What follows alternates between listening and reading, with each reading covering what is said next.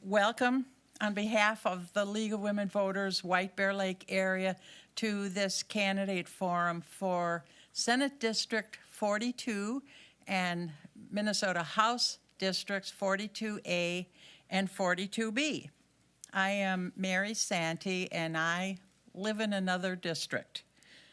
So the League of Women Voters does not support or oppose any candidate or any political party. Our purpose is to give you, the voters, an opportunity to meet the candidates face-to-face and ask the questions that are of importance to you. And also to tell you about ballot issues. For example, on your ballot this year, there will be a constitutional amendment, and it will be regarding legislative salaries. Currently, the legislature sets their own salaries, and this amendment would set up a citizen council, and there's information in the back of the room about it. And also, you can see it online for those of you who are watching online at mnvotes.org, and then click on What's on My Ballot. So you'll see about that amendment, and you'll also see what else is on your ballot. So our agenda tonight, the candidates will all have 1.5 minutes to make an opening statement. They'll have, we'll have a question period after, and they'll have 1.5 minutes to answer the questions, and finally, closing statements of 1 minute each. The questions we got online, and we're getting right now from you. If you have a question, raise your hand, and they will give you a card. And if you finish your question, raise your hand, and they will come and collect it, and they'll bring it up here to be screened. We have people that will screen these questions to make sure that they're applicable to this race and that they're not personal or offensive. And they will try to group the questions in the order, issue, so that we have questions on many issues instead of many questions on one issue.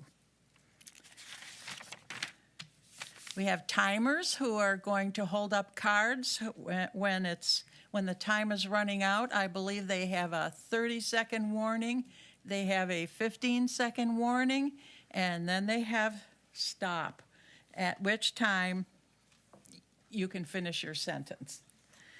Okay, you will notice there are empty chairs here on the bench, and I want you to know that we invited every candidate who filed for office in July, but some did not have time on their calendar to be here, and so we told them if they changed their mind, we would welcome them. So we can start by introducing our candidates who are here. And we have to my right, Jason Ike Isaacson. And from now on, it will just be Ike. No Jason in every time I say it. Then we have Randy Jessup. Ike is running for Senate in District 42. Then in District 42A is Randy Jessup and Barb Yaruso. And then running in District 42B, we have Jamie Becker Finn. So we'll start the questions to my right and go to the end. When they do their closing, we'll reverse it. And that questions will be in a random order. Who starts each question will be in a random order. So Ike Isaacson, you may begin your opening You can just go with Ike, but thank you. That's awesome. Hi, my name is Jason Isaacson. Most people know me, call me Ike.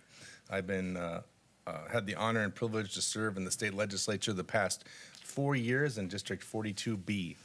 And about a year ago, Bev Scalzi approached me and said she's thinking about retiring and was hoping I'd consider running for her seat. And then over time and after long consideration and discussions with Barb, we decided that I would be the one that ran for that seat. I've been focused in my career on a broad array of issues, but I want to just highlight a couple of them right now. Education has been a key focus of mine. I'm really concerned with the lack of support or emphasis we have on manufacturing and vocational education of any kind in our junior highs and our high schools these days. And I think that's led to what we have is this problem in the state where there's a lot of skilled manufacturing positions that are just not being filled because we don't have enough people to fill those positions. And it isn't lost on me that at the same time, the last 15 to 20 years, we've devalued those kind of skills in our high schools and junior high schools. And I think we need to make a change on that. My bills that I've worked on in the House have done that. They focused on putting people into jobs, getting them the education they need and the training they need to get them back to work, especially after the recession. I think that was key. I've been focused on everything from environmental issues to being the only member of the House or Senate last year that offered a middle-class tax cut. And I'll go into that a little bit more, but I'm running out of time. So thank you. I look forward to this discussion. You can wait till the stop sign before you have to stop. I'm practicing restraint, which is Okay. new for me. So, All right. Randy Jessup, your opening statement.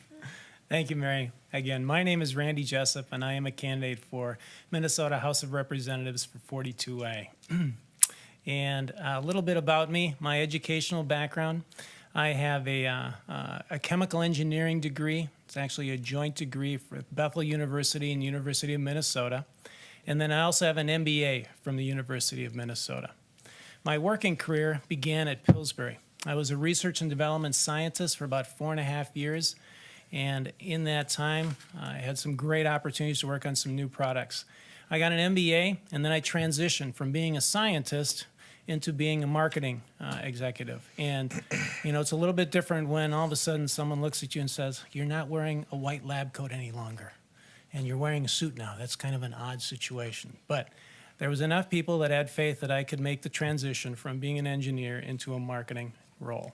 So I had a marketing background at Pillsbury, and then Quaker Oats down in Chicago, and then also up here again in St. Paul at Ecolab. And one day, the folks at Ecolab said, you know, Randy, you are a great guy. We really like having you here, but you know what? It's time for you to go. So see ya. And I became laid off. I was one of those casualties after 9/11. And, you know, then it was a matter of, okay, what am I going to do next? And I became a small business owner. I own a UPS store. First one was down by Rosedale, and then since that time, it's been about 14 years, I now own 4 UPS stores. So that's just a little bit about me. Thank you. Thank you. Barb Russo. Thank you. I'm Barb Russo. I am the current state representative for District 42A. And for those who don't know, that includes all of Arden Hills, all of Mounds View, the northern 2/3 of Shoreview, and 100 people in Spring Lake Park that are in Ramsey County. First of all, thank you to the League of Women Voters for hosting this forum. It's really important for people to get a chance to learn where the candidates stand and how well they can discuss the issues. I work on education, renewable energy, the environment, and building up economic opportunity for all Minnesotans. We have a lot of work to do on our infrastructure. I've done work on the Aging and Long-Term Care Committee to make sure that we're able to take care of our seniors and disabled people. I've helped our cities with economic development. That includes working with Arden Hills on the roads that are needed to support the development at Rice Creek Commons, and with the city of Shoreview to support the retention and expansion of their existing businesses. One of the most rewarding parts of the job is being able to work with constituents. We have many constituents that come down and advocate on issues, and then we also work with constituents on problems that they have interfacing with government agencies. So I have found it very rewarding to be your state representative for the last 4 years, and I hope that you'll support me again. Thank you. Jamie Baker Finn. It's Becker. yeah. Becker. Great. So my name's Jamie Becker Finn, and I'm running for the House seat in 42B. And to keep that straight, that's Little Canada, Vadnais Heights. the northeast portion of Roseville, the southern part of Shoreview, and Gem Lake. And I'm a first-time candidate, so I can tell you a little bit about myself. First, I'm a mom. I live in Roseville with my husband Gabe and our 2 kids. My daughter is 2, and my son just started kindergarten. And as he reminds us every day, he's almost 6. And I also currently serve on the Roseville Parks and Recreation Commission. That's been a really rewarding experience and given me some good experience of working directly with the city government. And my current job is as an assistant Hennepin County attorney, and I work in the area of domestic violence prosecution. And door knocking for the first time as a candidate, I am asked a lot about why I decided to run. And the reason that I decided to run is that I believe what Senator Wellstone believed, and that's that politics is not about power and money and winning for the sake of winning, but that politics is about working together and working towards having better communities for everybody. So that's what motivates me. And I'm also asked how on earth I do everything that I do in the limited amount of time I have every day. And the answer is that I am fueled by hope and caffeine. So that's me in a nutshell. Thank you. And now we'll turn to the questions. Okay, get closer to the mic, all of us. All right. And make sure they're on when you're speaking. So we'll turn to the questions now, and I have a grid of random orders. And so our first question will begin with Randy Jessup, then we'll go to Jamie Becker, Finn, Ike Isaacson, and Barbara Russo. And the question is, what would you do to protect Minnesota's environment?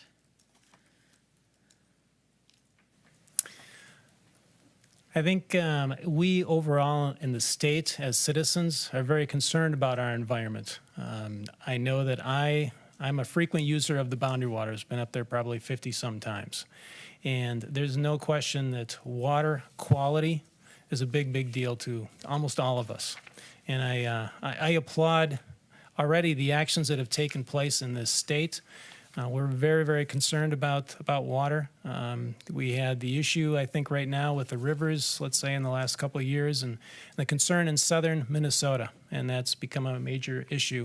And I think already legislators from both Republicans and Democrats have gone after that issue along with the governor, which is great. You know, when we have a win-win-win and we have all folks involved and invested and pursuing those type of efforts, that's what we want to see.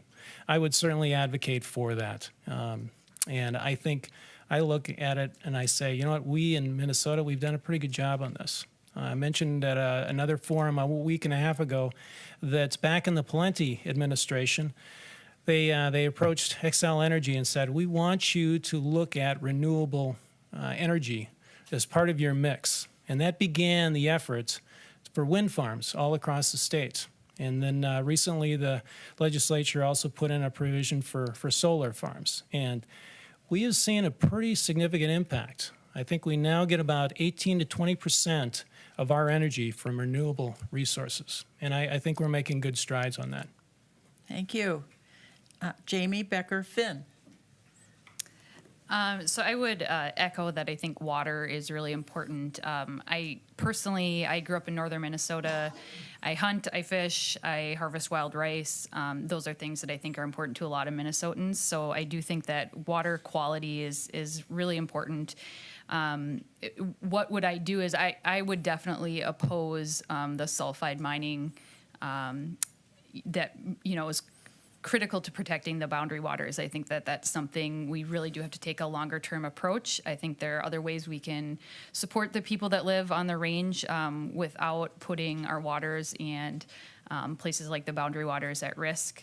I would also think that we do need to work with farmers and businesses to hold, you know, everybody accountable for the effects that different types of businesses, you know, the fracking, all those kinds of things. We need to pay attention to what those levels are actually saying, because some of the newer information does show that more of our water than we would think is at risk as far as, the levels of different chemicals that we have in our water. So I think that that's something that we could work on more.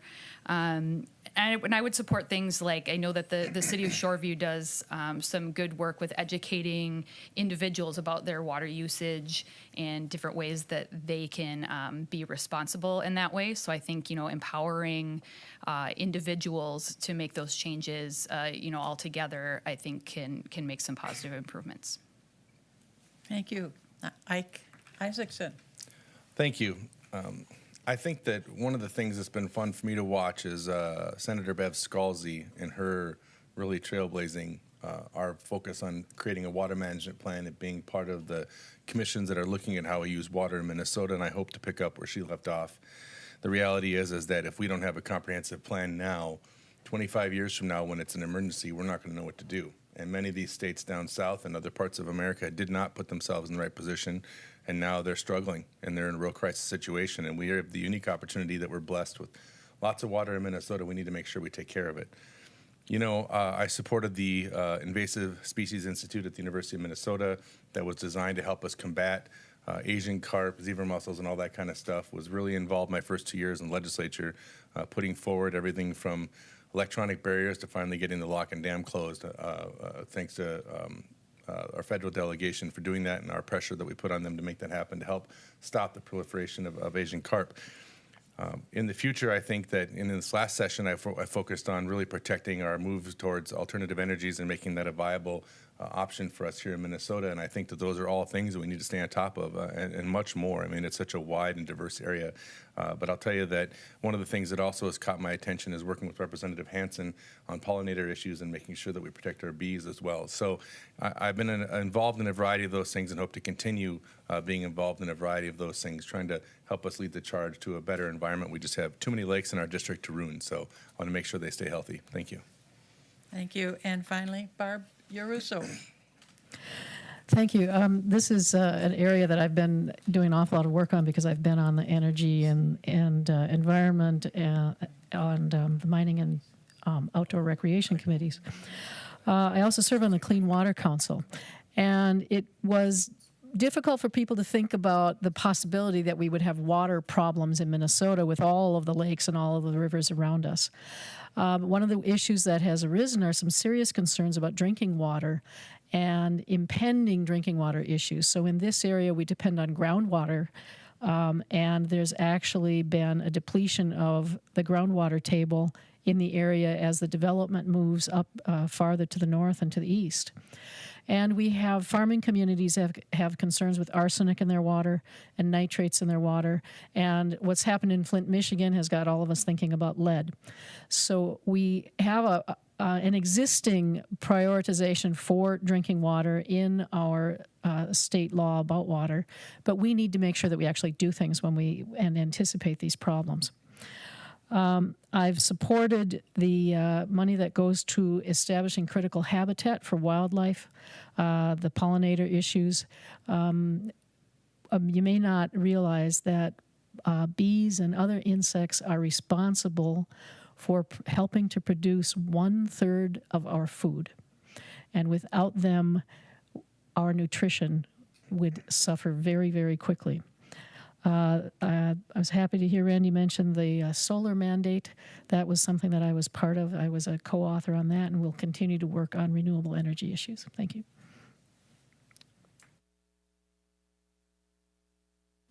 Turn to the next question, and the first to answer will be Barb Yaruso. How would you address the gaps in our mental health system?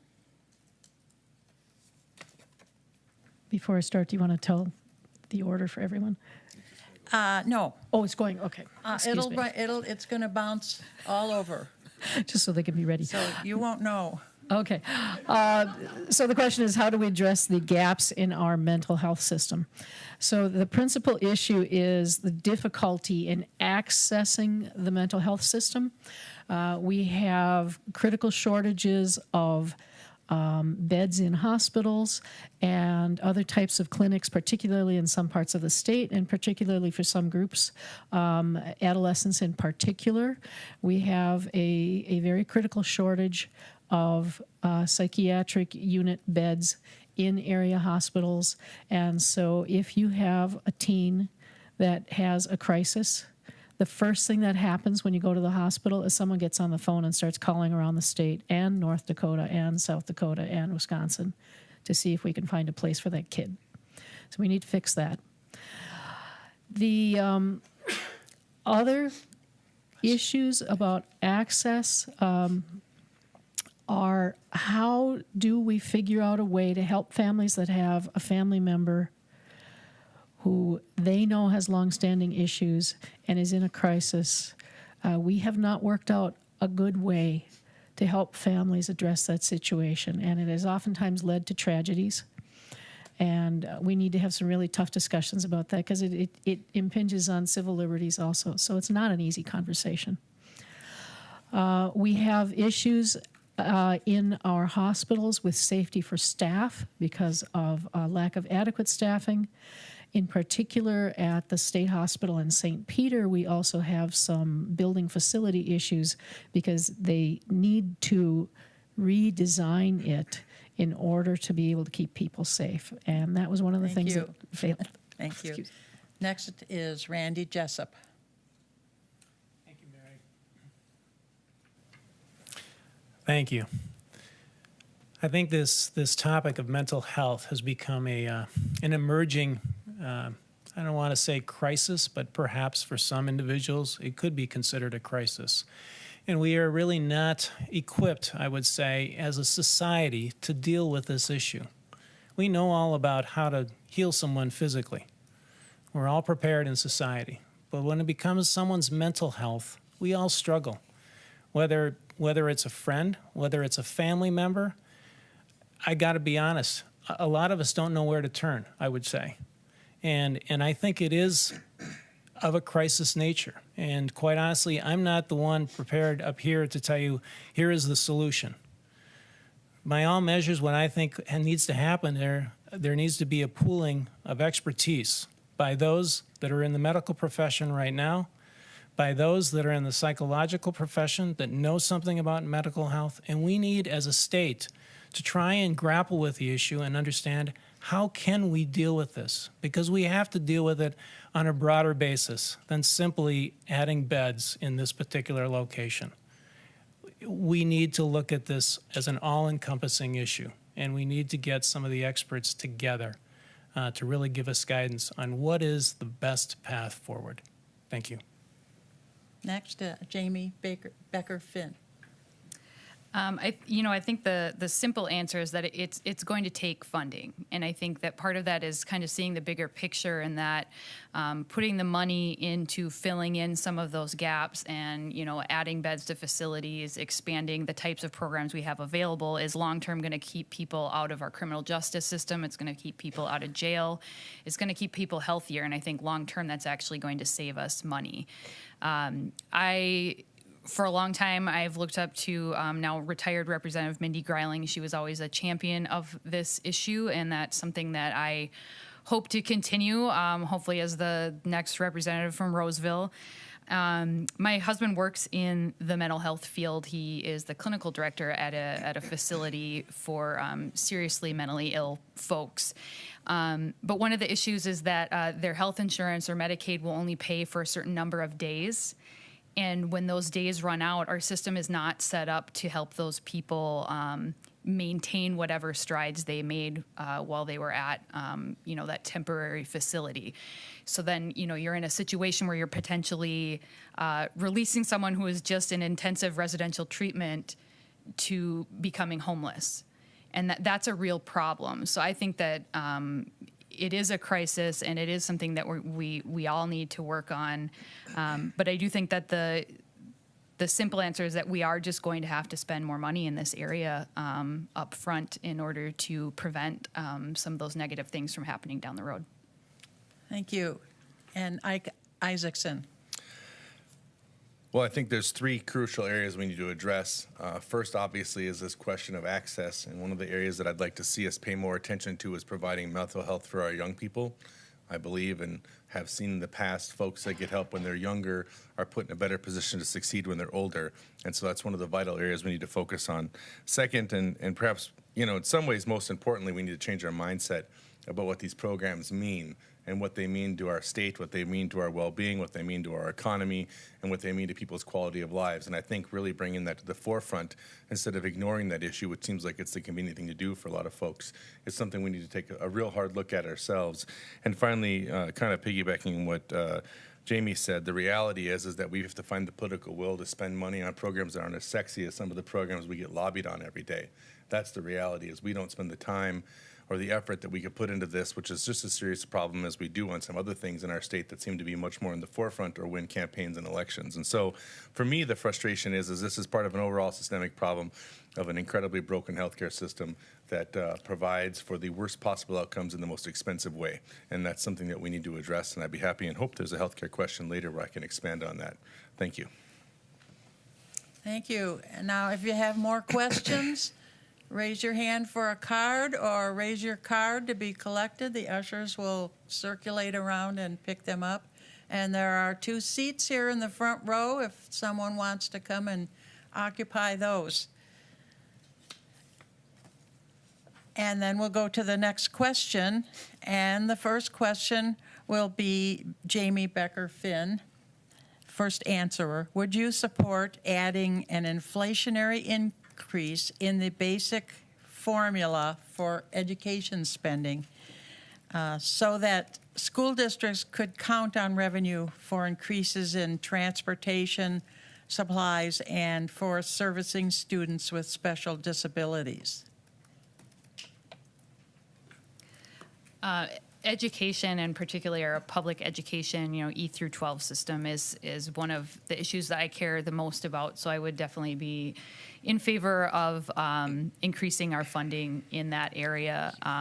If you spend time in our schools and, you have kids in school, in our public schools, there's a lot of areas where we could be doing better. And I think especially because we're serving such a, broad demographic of different types of kids and families, and it really it sounds cheesy, but our children really are our future, and we are going to have to put the supports and the money into supporting our kids and our teachers and our schools in every way that we can.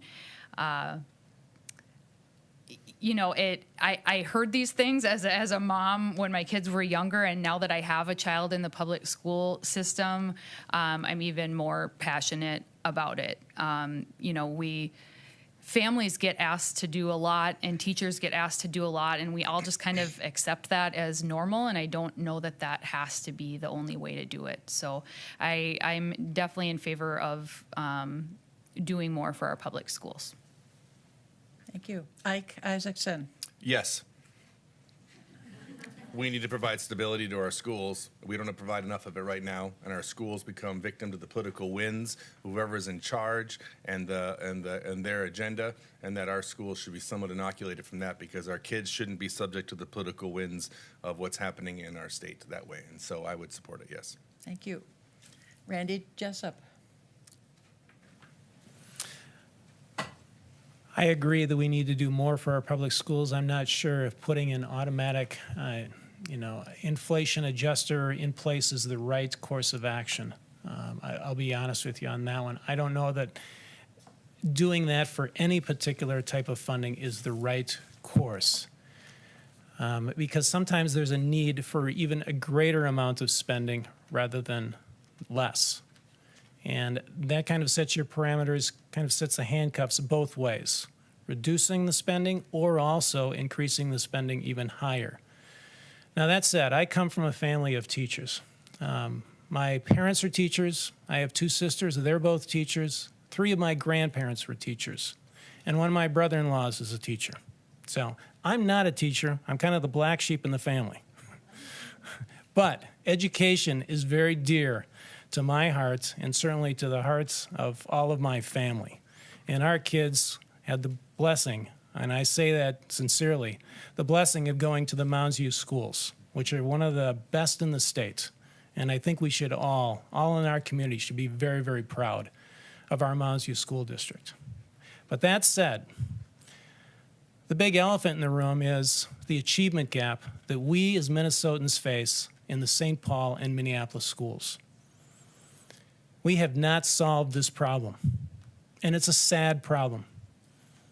It's a stain for all of us, whether we're in St. Paul, Minneapolis, or we're up here in Mounds View. Thank you.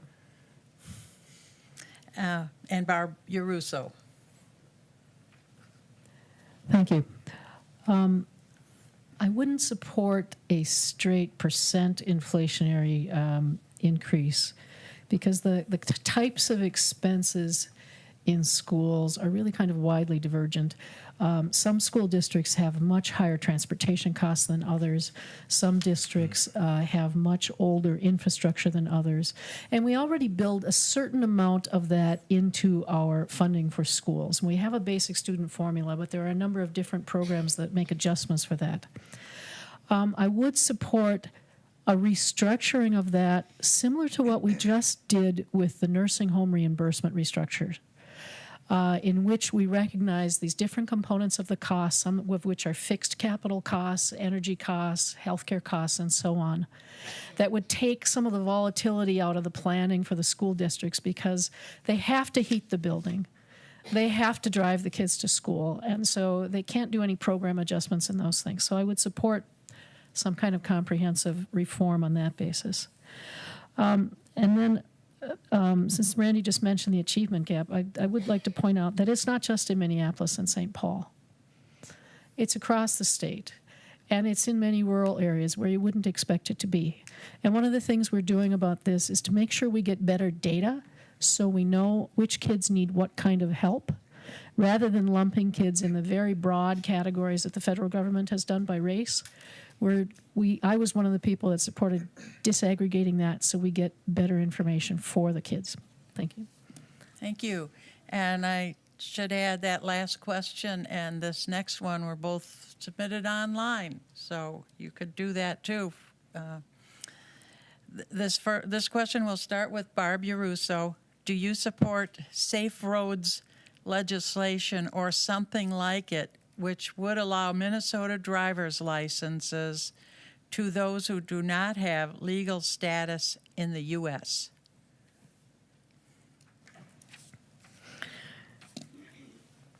This is one of the kind of a hot button issue.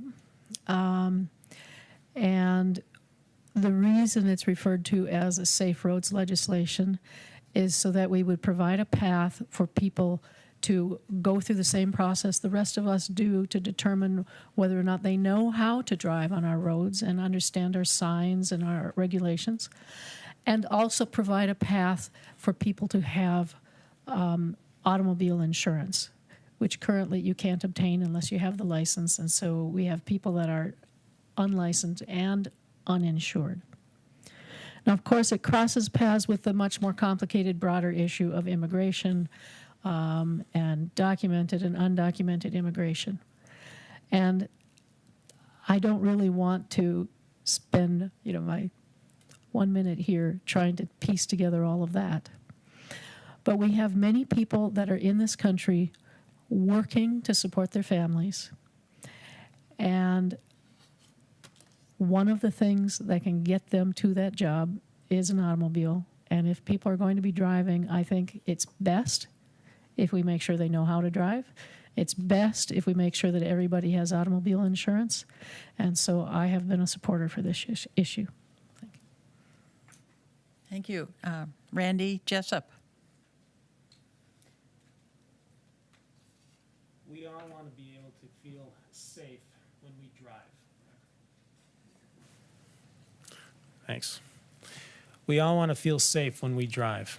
And I think if we recall back, someone can help me with the year, but there was a very tragic situation of, I believe it was a van driven by someone who was not a citizen, and drove a van and drove it, I want to say, into a school bus, and a lot of children died. Was it in southwest Minnesota? I think that was where it was. and this situation came up.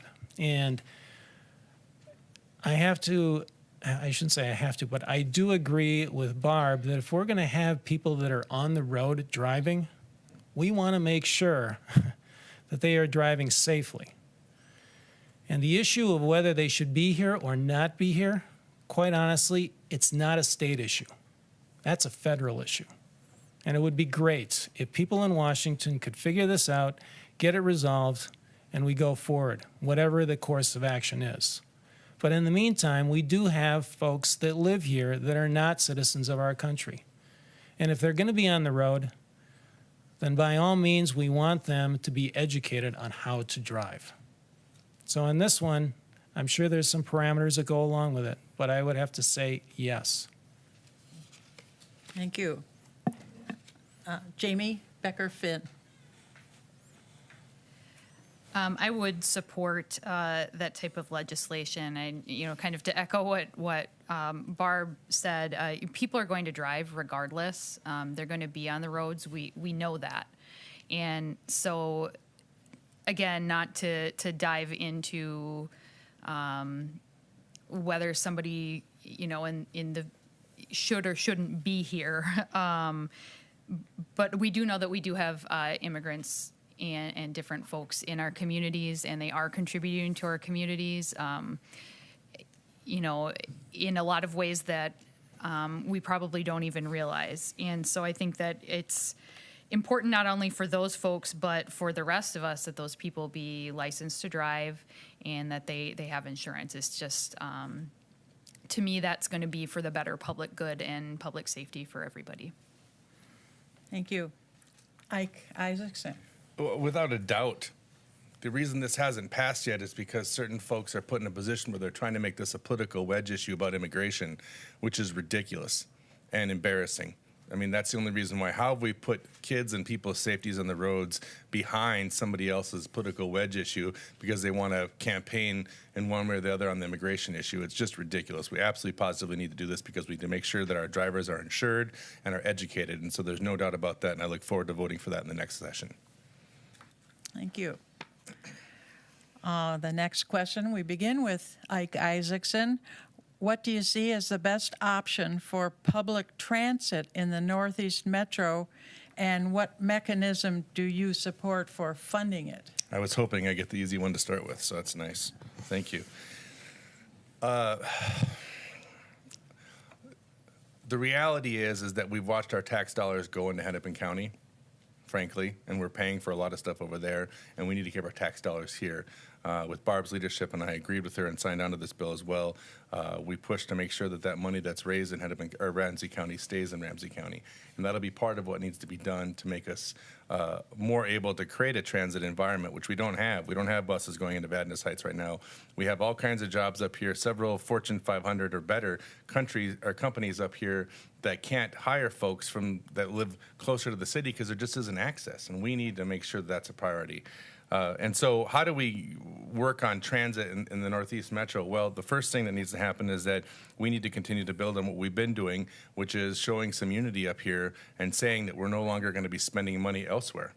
We're no longer going to be spending money elsewhere. That tax dollars has to come here. And the second thing we need to do is we need to make it clear to the Met Council, to the Department of Transportation, to the governor, and whoever else is listening, regardless of their political stripes, that from now on, this has got to be a focus, and there's got to be a plan, and it's got to be executed. We want to see it done in the next couple of years. And that means that we need more buses, more rapid transit. I don't care. I don't care if you're flying a helicopter around to get them here. Whatever gets the job done, that people get there, transit is what I'm most concerned about. And I want to see it done in a way that's efficient and a way that's prudent in the terms of the way we're spending our money. And I don't think that we're seeing that right now. And that's my concern. So thank you. Okay, Jamie Becker-Finn. First, I will share that I am a longtime public transit user for now 16 years. I've taken multiple different bus routes. I'm the expert on the bus that will tell you how to get to any transfer on any bus that goes through Roseville or Shoreview. And so I really see the value in that, and I would also support the work that Barb and Jason have done thus far to come together on this issue, because Jason's correct. We do have jobs in 42B, and we don't have a way to get people there.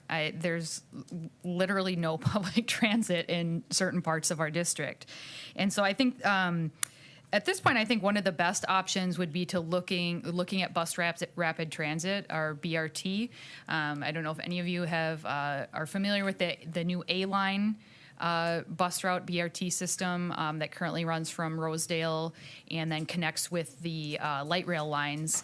But I think that kind of transit that's easy to use, that runs on a regular schedule, is going to be a good option. I think, we've all heard about the phenomenal costs that we hear about with Southwest Light Rail and other light rail projects. And one of the great things about bus rapid transit is that it doesn't involve building tracks and tunnels and bridges. We can use some of the systems we already have. So I think that might be a cost-effective way that we can expand public transit, without having to find literally $1 billion to do so. So that would be, I think, one of the best options. Thank you. Randy Jessup. Thank you, Mary. When I was working at Ecolab, I actually took the bus from my house on Hodgson all the way down into St. Paul.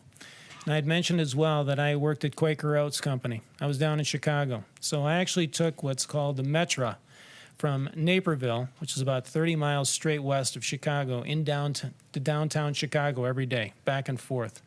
I also used the L system down in Chicago to get back and forth to the airports. And there is clearly a need for, we'll say, transit, particularly when you're in a high-density city. Chicago's a great example of that. And quite honestly, when I look at the blue line and I look at the green line, I can justify those because the density of people is such that those lines get used.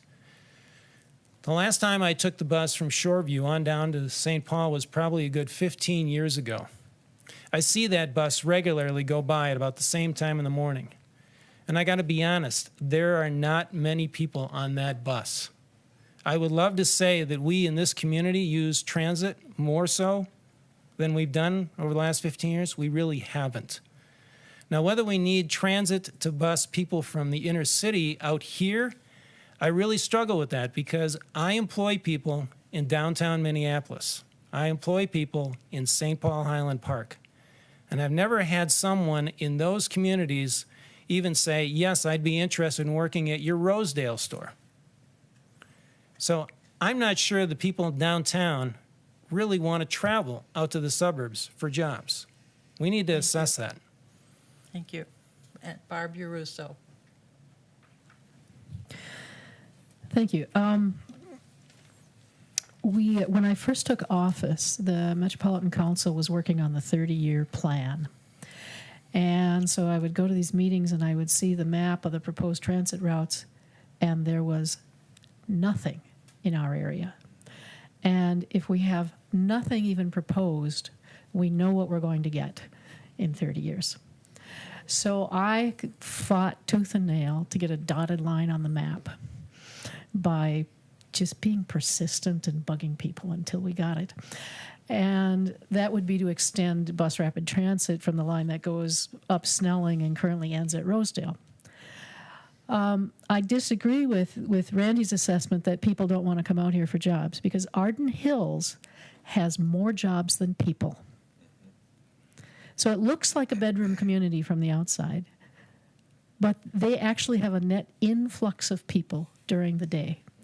And those jobs are a really wide variety. It's everything from the 2,000 jobs at Land O'Lakes that are going to stay there to little tiny print shops and mailing houses that are squirreled away in the area to the west of Lexington.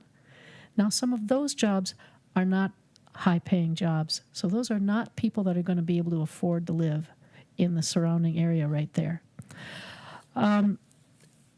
Jason mentioned our efforts to make sure that we direct the funding to our area, and so one of the ways that I've tried to accomplish that is building a coalition of legislators from Columbia Heights up around through us and all the way down to Woodbury so that we can make sure that we're one of the squeaky wheels on that. Thank you. Thank you. This next question goes to Jamie Becker-Finn. what is your plan to help Minnesota seniors age in place?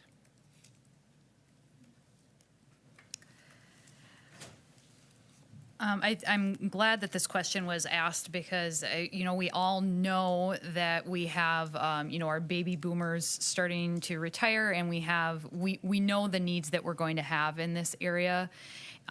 So I think it all is going to start with the kind of housing that we're planning for. So we have to look forward. We can't just build for what the needs are right now. We have to be forward thinking in what we are going to need.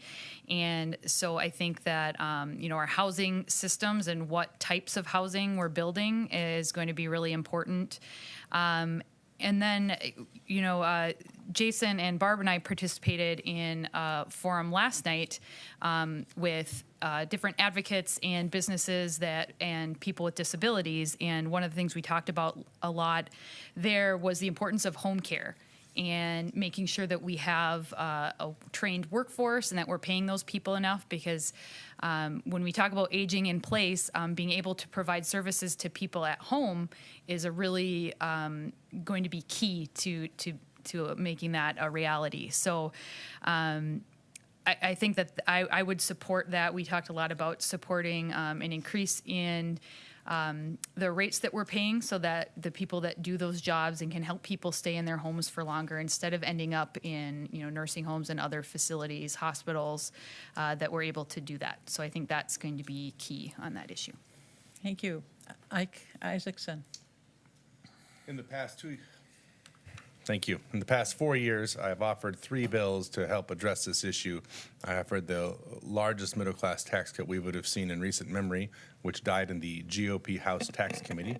I offered a property tax relief focused specifically at seniors, and I offered income tax relief specifically focused at seniors as well, both of which never got out of committee. I will continue to do that as long as we have the opportunity and the money that we can make that happen. The reality is that the spend down we currently put seniors in and the financial crisis we put them at the end of their life not only is just bad policy, it's fiscally irresponsible. In my mind, frankly, it's immoral and it's ridiculous. And it's ridiculous because we are so much smarter than that, and why we allow policies like that to persist boggle my mind. The reality is that having a senior living in their home and enjoying a quality of life that's better than if they were to become a ward or have to move into a assisted living facility for the state is not only cheaper for us in the long run, but it allows them to have a higher quality of life. Not only that, it's going to help us save money. But again, do we have the political will to do what's right, to have a preventative approach rather than this cure-based approach that we do with our health care? And it's the same thing with seniors. We're not thinking long-term. And not only that, but that reality of the financial burden that's coming at us, and we have the opportunity now to do something about it if we act quickly. But if we don't, we're going to hit over the side of the head of that down the road, and it is going to absolutely financially ruin our state. So I hope in this next session offer some bills that fix that and take a serious pragmatic look at what the reality is rather than what the political winds tell us. Thank you. Thank you. Barb Russo. Thank you. One piece of that is transit. In addition to the long distance routes, we need to bring back community circulators. And I remember when my mother was about 80, she was still driving, but didn't drive if it meant having the car sit in a hot parking lot, having to deal with scraping the snow off it when she got there and all of that. And she knew how to ride a bus because she spent time in Washington, D.C. during the war. And so that's one way we can help people continue to be members of their community. We need to encourage cities to plan for accessible housing, especially one thing I hear that we really lack is accessible subsidized housing. We need to protect the Minnesota property tax refund program. There have been threats to it off and on over the years. It's cut, it's restored, it's cut, it's restored. That's one of the things I will continue to protect. We need to make sure the state fulfills its obligation of funding schools and county social services obligations and transportation issues, so that doesn't end up on your local property tax, because increases in property tax are uncontrollable for people that are on fixed incomes. It's one of the things that can force them out. We need to have a common sense mix of care options for people so that we don't force people prematurely into higher levels of care than they need. And it involves not only having the medical know how to do that, but the preventing barriers like the spend down and spousal retirement income limitations and so on from getting a person out of their home. Thank you. Thank you. Randy Jessup. This is actually an issue that I've been pushing in regards to our seniors. You know, our seniors, they've spent the whole lifetime, many of them, working, contributing to their communities, contributing to the state. They get to the point that they retire, and then they get to collect Social Security. And what happens? Our state taxes those Social Security benefits. We as a state, we are one of only 6 that fully tax our seniors' Social Security benefits. I don't think that's right. It's like a message from the state that says, you know what, we really appreciate all that you did for us, and we need more money now that you're retired. That's just wrong. Our seniors deserve better. And what has happened, quite honestly, is that more seniors leave our state than those of the surrounding states around us. Wisconsin, Iowa, South Dakota, they don't tax their seniors' Social Security benefits. And as a result, there are more seniors as a percent of the population that live in Wisconsin, that live in Iowa, that live in South Dakota. We have about 12 to 12.5% of our population is seniors. Those other states are like 13.5 to 14.5. We essentially are pushing people out of the state, and that's wrong. Thank you. Next question, we'll begin with Randy Jessup. What do you see, if you're elected, what do you see as your role in the development of Rice Creek Commons? Thank you, Mary. About 3 weeks ago, there was a Tri-City Council meeting, the first ever, and it talked about the Rice Creek Commons development that's going to be going on. And I certainly see whomever of us from a state representing us in this community would play an active role. I was at that meeting along with Blake Huffman, the mayor or mayor-to-be of the mayor of Arden Hills, the mayor-to-be, I would anticipate, from Mounds View. There was about 50 other people. And it was an exciting meeting to hear about what is going to be developed in that particular piece of property. It's 427 acres. They are projecting an increase of 3,000 people living in that community. Arden Hills is 9,600 people right now. So Arden Hills is going to grow about 25 to 30%. It's going to be huge. It's the biggest development that we have in the metro area. As well, they're looking at 35 to 4,000 jobs that are going to be coming into that community. So I do see all of us who might be representing, you know, our communities up here as involved in that full process. And it was a great day to be over there and to be an active participant 3 weeks ago talking about the future of Arden Hills. Thank you. Barb Uruso. Thank you. The project is a joint venture between Ramsey County, which owns the property, and the city of Arden Hills. As such, it doesn't have a direct governance involvement from the state government. However, the infrastructure support for the project is something that we've helped out with. The new bridge on 96 over 35W was part of that. And so that was one of the first things that we needed to get done to enable the county to move ahead with the development. The current construction on the County Road H bridge that goes over 35W and County Highway 10 and Rice Creek is also part of that. Those two were in the same bill that I carried. In addition, there needs to be some intersection work on Highway 96 and a county road built up through the property. Those are both county projects, but they could potentially have some support from the state in highway funds. The county is working on attracting employers, and there are sometimes things that the state can do to help with that process. The school district will see a large increase in students because it would be anticipated that many of the families that would end up living there would be young families with children. And so there may be some ways that we can help smooth the way for that. So it's mainly a support role, and it's also just making sure that we stay on top of what's going on there so we can coordinate activities. Thank you. Ike Isaacson. Well, thank you. And I'm going to actually use this answer to say I agree with Barb, and I'm going to take a step back on something. We've now heard from my Republican opponent and Randy Jessup that we want to get rid of Social Security taxes, and that sounds really great as a soundbite when I'm at your doors, but I'm pretty sure neither of them have any idea how we're going to fix the $250 million hole it creates in our budget when we do that. Now, I'm not saying we shouldn't look at the idea of getting rid of Social Security taxes and something we might be able to phase out over time. But my question back to Randy and my opponent would be, what programs are you going to cut in the meantime to balance the budget while we do that? That's my concern. Now, I think there are a lot of realistic ways in which we can help seniors save money and be able to have them have a bigger part of their Social Security pie or their retirement pie. But the reality is when we look at this idea that we're campaigning at the doors that we're going to somehow magically get rid of Social Security taxes, there's no political will to do that at the state.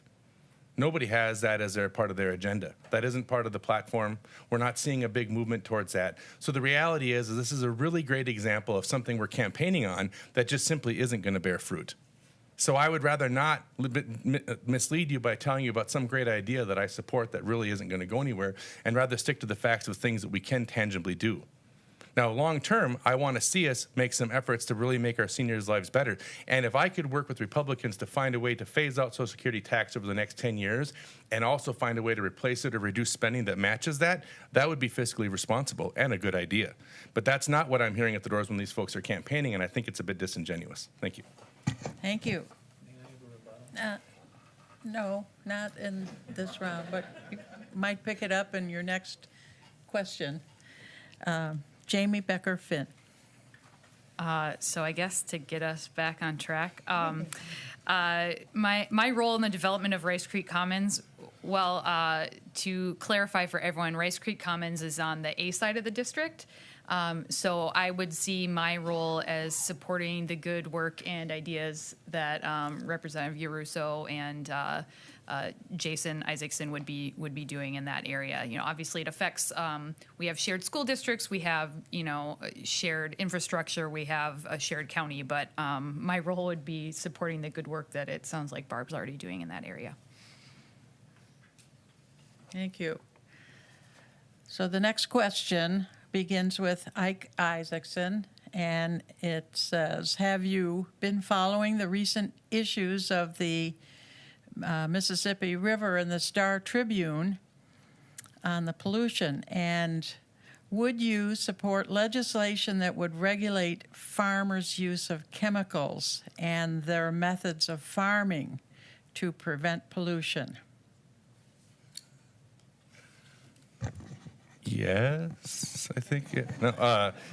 No, when the science supports that the chemicals are affecting pollution, then absolutely I will always support regulating a farmer's ability to put things in our water that are not safe for us.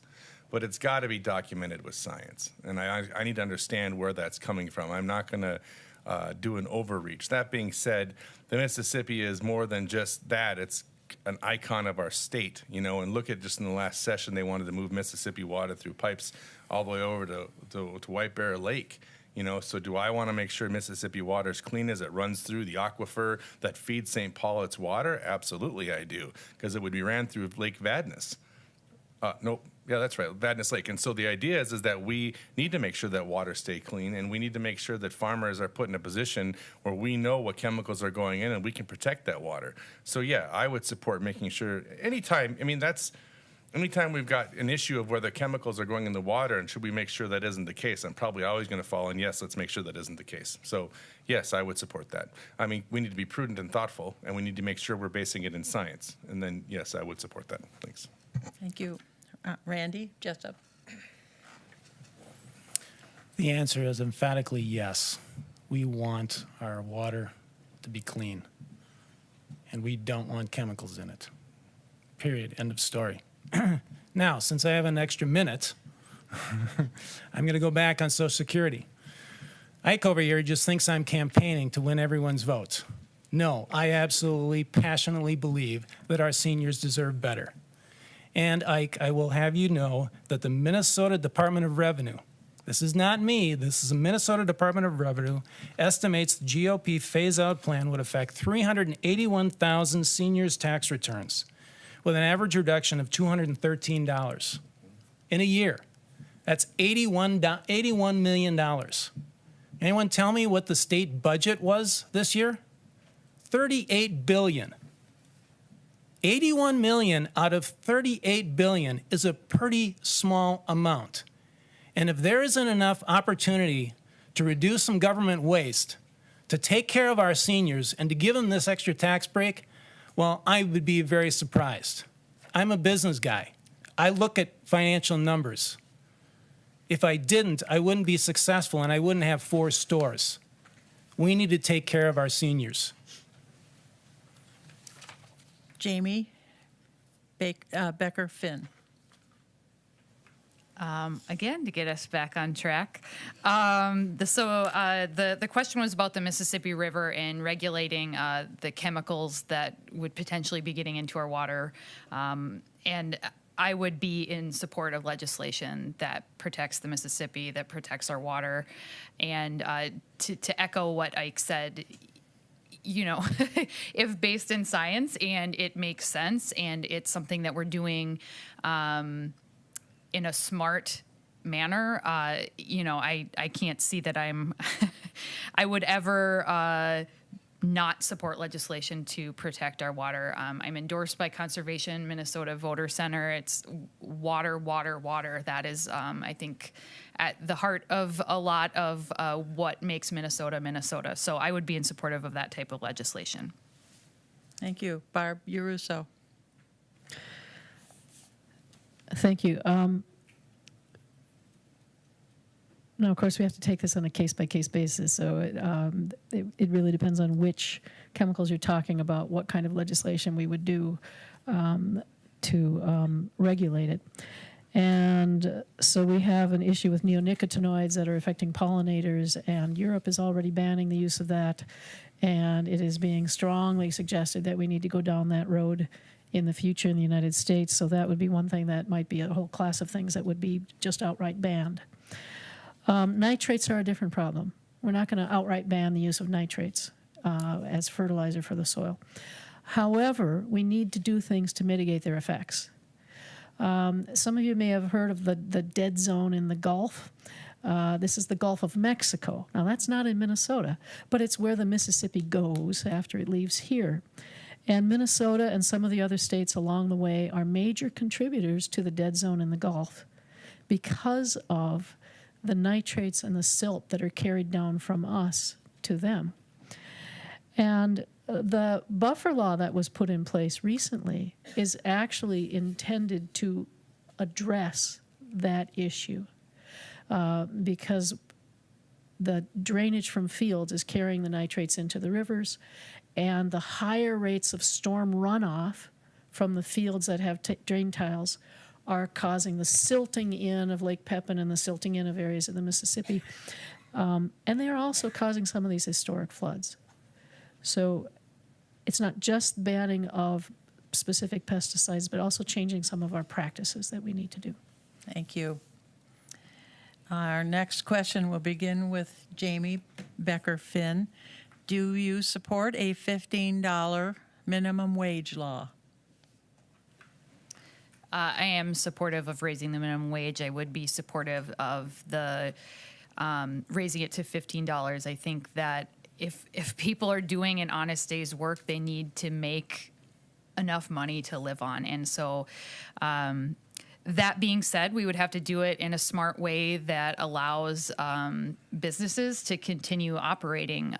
My family owns some small convenience stores in northern Minnesota. You know, so to tell them, you know, starting in 2017, you need to pay all your employees $15 an hour, that's not necessarily going to be a workable thing for a lot of small businesses, and I recognize that. But long term, I think the overall benefits to our communities and our families and working families will be worth it long term. And I also think that it would be better for us to do something something on a larger scale than to have every single municipality or county doing everything differently. I think that just is going to make added confusion and inefficiencies in our system. So I would be supportive of that, with the caveat that we would have to be smart about how we implement it. Thank you. Ike Isaacson. Over time, yes. As a one-shot deal, no. We have to be thoughtful. We have to allow our businesses to succeed, and we can't drastically change the rules of the game in one foul swoop and expect people to be successful. That being said, we can't put people in the position to work and they become a burden to the state because they don't make enough money at their jobs, and then we're paying for them anyways through our Social Security or MMA programs or whatever. So I'm really concerned about that. And lest I digress, the Minnesota Department of Revenue said Social Security taxes come to $256 million a year. So if we're really talking about getting rid of Social Security taxes, which is what I hear from the GOP, either they haven't done their numbers right or they're not actually sincere in doing that. Thank you. Thank you. Barb Uruso. Thank you. It would be a large hardship if we suddenly went to $15. We're just in the process of phasing up to $10. That would be a 50% jump, and that would be too big a hit to absorb for many businesses. We need to work our way toward a living wage. We also need to make sure that we stop practices of wage theft, of discriminatory hiring, and of other practices that put real burdens on working families that those of us in professional careers don't have to put up with.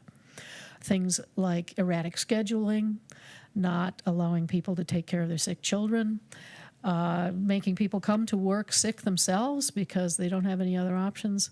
There are quite a number of ways we can support working families besides just the minimum wage. We also need, as a nation, this is really not Minnesota's problem, this is the nation's problem.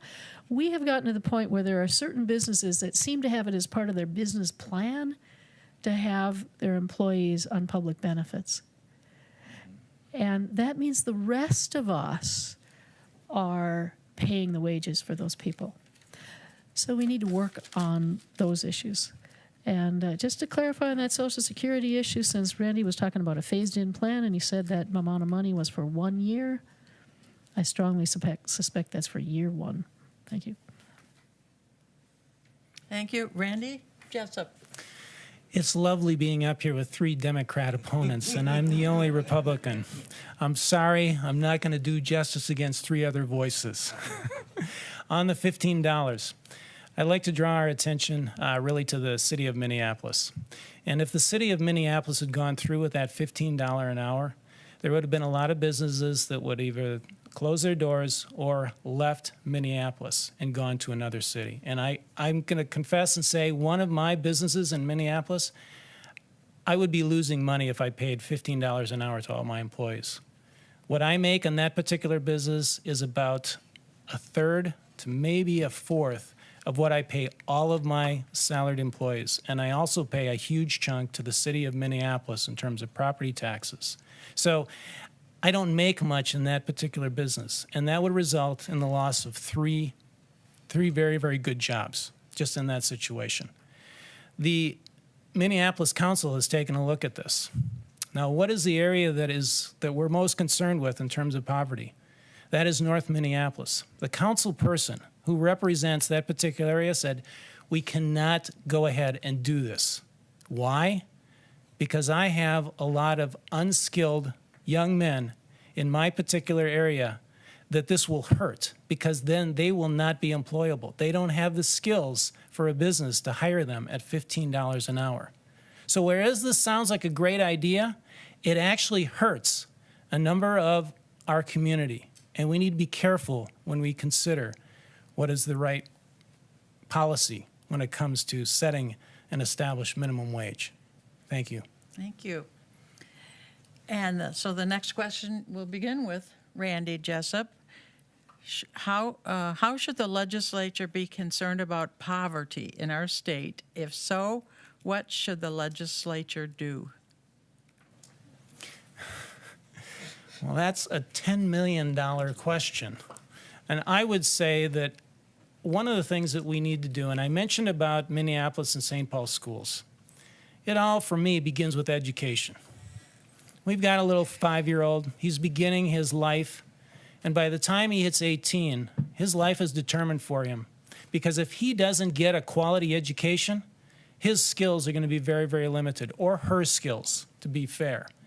And we have to, I think, if we're going to defeat poverty, we have to start with education. These kids, particularly in our inner cities, deserve a quality education. And I got to tell you, a lot of things have been done the tried and true and traditional way over the last, let's say, 10 years. And we still haven't made strides in breaking that achievement gap. We're the worst in the nation, folks. The worst in the nation. That's a huge stain on all of us. We have got to come up with some solutions that are out of the box that we're not doing today to help these kids in the inner city. If we do so, and they all of a sudden have a great education, they become 18 years old, graduate from high school, they're going to have a much, much better future ahead of them. And that's how we get them on the path of self-independence and onto a path of success. Thank you. Barbara Russo. Thank you. A number of cities and other locations have discovered that if you tackle homelessness, you make a big impact on poverty. And they have gone so far in some places as to provide a home and a job for anybody that will take it that's homeless and out of work, and return that person to being a participating member of society. And what they found is it's cost effective. So for those who are motivated by whether we can afford to do that or not, they've discovered it is actually cost effective, because when you can get a person back on their feet, then their future need for services goes down. I agree with Randy about the need for education, and those opportunities for education have to exist all across our state. The challenges of the achievement gap, I think, need to be tackled in part by looking at the programs that have worked. We have a number of districts that have started community-based schools, and those work. We need to replicate that. We need to take a look at whose achievement results are off the line. There's a strong correlation between achievement in a school and the amount of poverty in the school. Who's beating that? Who's doing better than that? And we haven't done enough to replicate those programs. Thank you. Oh, excuse me, I didn't see the stop sign. I was looking down. Thank you. Ike Isaacson. Well, at the risk of agreeing with Randy and all of a sudden us being friends again, I would say that he's dead right about the education issue. But I would take it a step further and say there's a step before education, and that is we have to be supporting the family. And the reality is until these folks have jobs that pay them enough to live and provide them with what they need so they can be home to parent their kids, we're not going to see them able to support the kids the way they need to, which means the chances of them utilizing the education we provide for them will not happen. And so we need to find a balanced approach to create economic security for these folks in the urban areas. Because when they have economic security, when they can make the money they need to support their family, they will be better parents. And when they are better parents, their kids do better in school. And the kids do better in school, we have less crime. And we have less poverty and more people growing up, and we break that cycle of poverty. And so that's, to me, it's a multi-pronged attack. You can't just focus on just one area. You have to focus on the whole picture. And the whole picture is that when you have an environment in which people are not succeeding and they cannot make the money they need to survive, that's going to breed itself into the next generation, the next generation, the next generation. We have to give them the chance and the opportunity to pull themselves out of that, and how we do it is making sure they have jobs that'll pay the bills, right? And so that's been my concern with poverty. I've been a huge advocate for supporting the homeless. I think what they did in Utah is amazing, and I think we have to take a look at what are we going to do, as Barb said, which is exactly right. You put people in a stable situation, and they're more than likely going to be better off than unstable. So why not do that now and save ourselves in the long run some of the costs that come along with that? Thanks. Thank you. Jamie Becker Finn. Well, first of all, we have poverty right here in House District 42B and Senate District 42. When I'm out in the community knocking on doors and talking to folks, it's everywhere in our state. This isn't a problem that's limited to Minneapolis and just our urban areas. In fact, we have the data now that shows that suburban poverty is actually where poverty rates are going up the highest is in our suburbs. So I do want to point that out. And, one of the things that's been the most challenging for me as a first-time candidate, it's really frustrating to me that taking care of people is a partisan issue. And I don't think that it has to be. Those on the conservative end of the spectrum will talk about handouts and entitlements and, frame it that way. And I don't think that we have to frame it that way. People don't like living in poverty. It's not like by helping people that we're enabling them to remain in that situation. It isn't something that works that way. So it's frustrating to me that we haven't been able to kind of flip that script. And as far as talking about 5-year-olds, age 5 is too late. We see education and achievement gaps as young as 18 months. So I think that is really going to come down to supporting our families in every way, so that we can help people at the early end.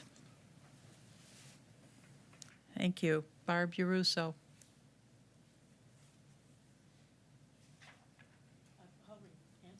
Oh, okay. There you go. Yep, You're good. thank you.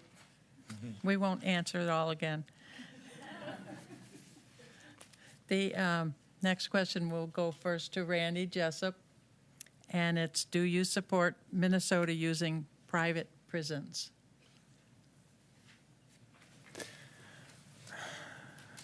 Well, quite honestly, I don't really support Minnesota using prisons because I wish we didn't have to have them. Private prisons, I don't know where this came from, but no, I'm not in favor of private prisons. Quite honestly, I just struggle with the whole situation that we've got in society. And maybe I'm just taking a myopic view, but, in my world, I really see a lot of people in our community as I'm knocking on people's doors and so forth. It's just encouraging to see neighbors caring for neighbors. And we really do live in a blessed community up here in the northern suburbs. And I am so greatly encouraged by the responses that I get when I knock on someone's door, because there is a lot of care, not only for their neighbors, but also for the school system, for the kids down the block. And that's really what society we want. We want a caring society. And so I hate to even talk about the subject of prisons. I know they're there. I know we need to have them. But overall, I think if each of us as individuals did our part to make sure that we take care of those around us and those in our community, that we'd have a lot less issues. I'm sorry. The cup is half full for me, and that's just where I'm at. Thank you. Jamie Becker Finn. No, I do not support private prisons. I don't think that that companies should be making money off of the incarceration of others.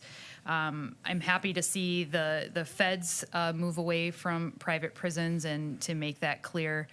To kind of clarify on Randy's comments, I'm a prosecutor, so part of my job is to send people to prison. And as disheartening as it may be that we have crime in our communities, in all of our communities, it does exist, and they do serve a purpose.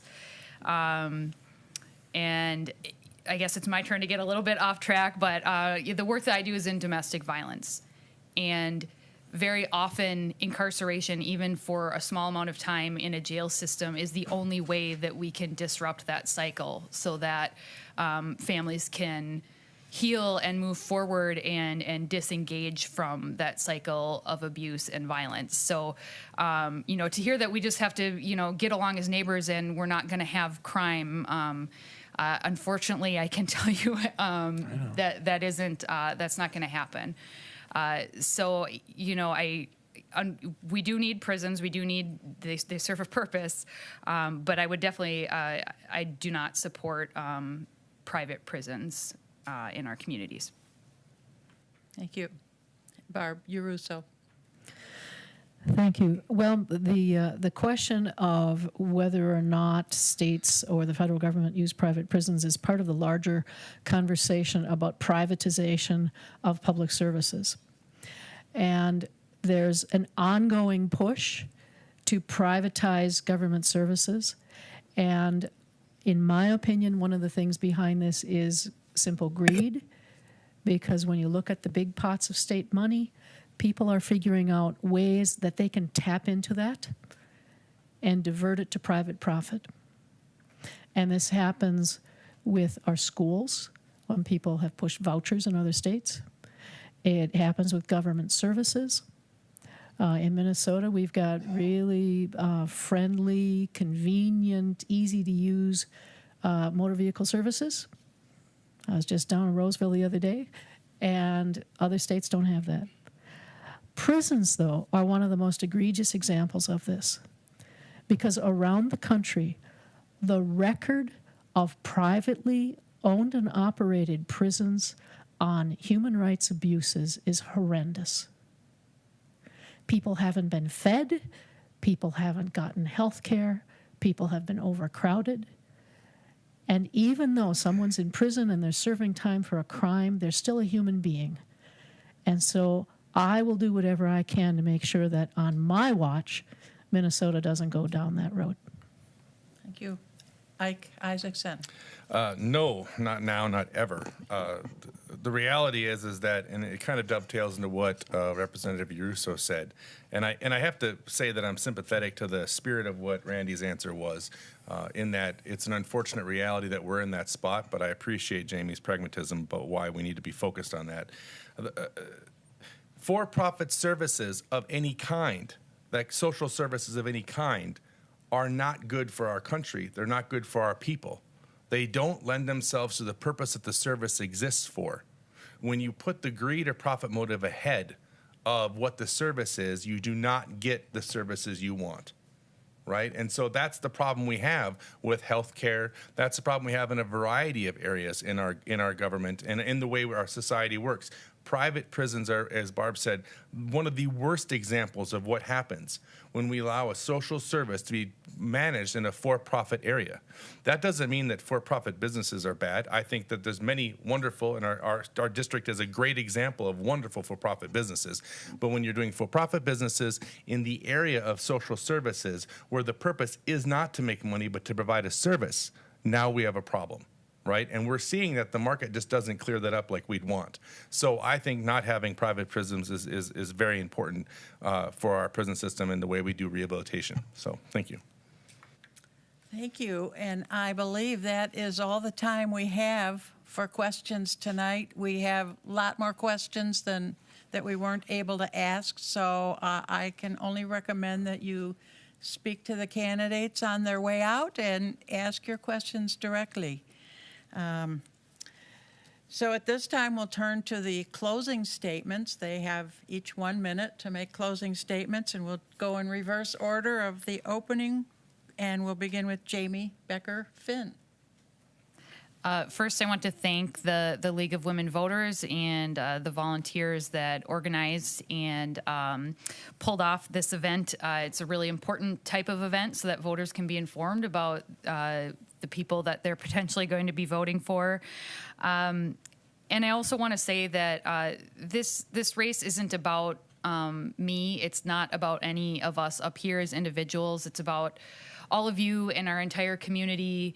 And working together and making good decisions together. So I thank all of you in the audience for attending and making this a priority. Obviously, there are some empty seats up here, so maybe not a priority for some, but it's really great to see all of you and to have the questions from online. I think that really says a lot about your commitment to our community and how much you care, so thank you.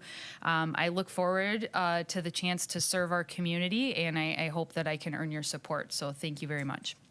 Thank you. And Barb Russo. Thank you. Thanks, first of all, to the League of Women Voters for hosting the forum and running it in such a smooth and expert way.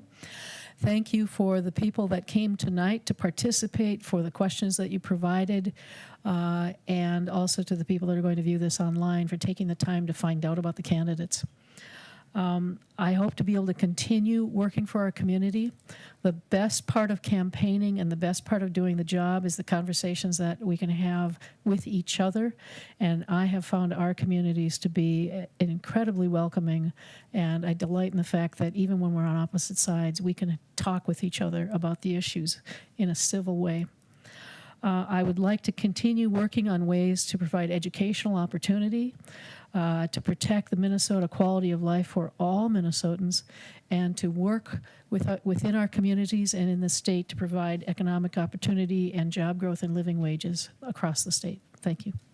Thank you. Randy Jessup. I want to thank the League of Women Voters. I want to thank all of you for being here tonight. This is a terrific opportunity. Even if I'm up here in a minority with 3 Democratic opponents, I think there are a few things that we did agree upon, and that's where we want to be. And we want collaboration of whomever is in the legislature to get some things accomplished. And I will just say on the Social Security benefits tax situation, if I even give the ground to the projection that Ike wants to say, 250 million, I would say 250 million with a $38 billion budget. You know what? Our seniors deserve this. Our seniors deserve this, and quite honestly, I'm going to fight for our seniors to have no tax on their Social Security benefits. Thank you again for listening to me. Thank you. Ike Isaacson. I'm going to work really hard not to take that bait. I am an educator first. I was lucky enough in the first classroom of the first class I ever taught in the first 5 minutes to know this is what I wanted to do with the rest of my life. And that's what defines me in terms of my career and probably a lot about who I am. But my dad taught me that if you see a problem and you think you understand a possibility and how to fix it, you need to try. And luckily enough for me, for the past 4 years, the people of 42B have sought to send me there and try to make that difference. And if the people of SD42 feel the same way, I will work my butt off to get that done. Now, that being said, I want to really notice that we take a good long look at the chair to the right of me. I think that one of the biggest tenets in democracy is the opportunity when we have a competition like an election to compare ideas and thoughts and things like that. And if we don't have that opportunity, we're not being informed the way we need to be. So I hope that you'll take a long look at that and take a long look at what I've done in the past and what I hope to be doing in the future to be solving many of the problems and working on transportation, education, and the wide variety of things we're dealing with. As I can commit to you that I will work very hard to do my very best to represent every single person in 42, regardless of their political stripes. Thank you for your time, and thanks for being here. This is great. Thank you. So,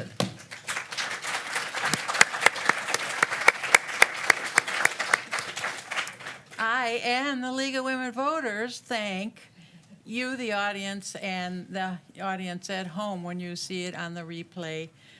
There will be a forum replaced many times on Channel 15. I believe the website ctvnorthsuburbs.org will have the replays. Oh, 26? 6. Channel 16. There we go. There you go. Yes. We're smart. Problem solvers. Right. And I thank the candidates also, as they thanked us, for participating tonight and for participating in our democratic system by running for office, putting themselves up there. And that ends our forum. I invite you to go to the polls November 8th and bring a neighbor and bring a friend. Thank you and good night. Thank you. Thank you. Good luck to you.